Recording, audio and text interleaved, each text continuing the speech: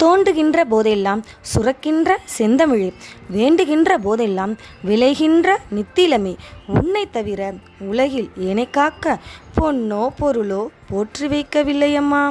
கவிஞர் கண்ணதாசன்.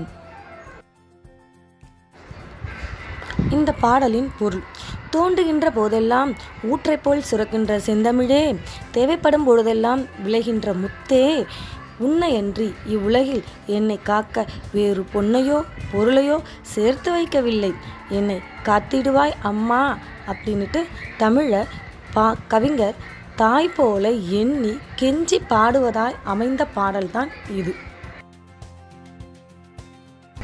இப்பாடலில் இரண்டாம் எழுத்து ஒன்று போல் வரும் சொற்கள்: தோண்டுகின்ற, வேண்டுகின்ற, உன்னை, பொன்னோ.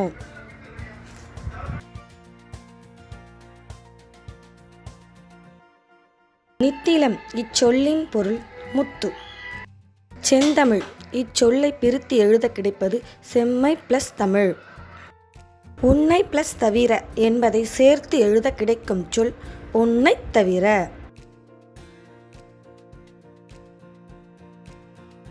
கலைந்துள்ள எழுத்துக்களை வரிசைப்படுத்தி சொல்லை உருவாக்குக. எடுத்துக்காட்டு: பொன் பொருள். 1 செந்தமிழ், 2 வணங்கு, 3 போற்றி.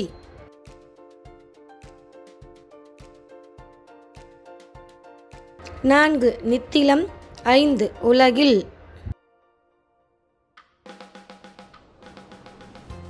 விடையெளி: தமிழ் அமுது என்ற பாடலின் ஆசிரியர் யார்? கவிஞர் கண்ணதாசன். தோண்டுகின்ற போதெல்லாம் சுரப்பது எது? விடை: செந்தமிழ்.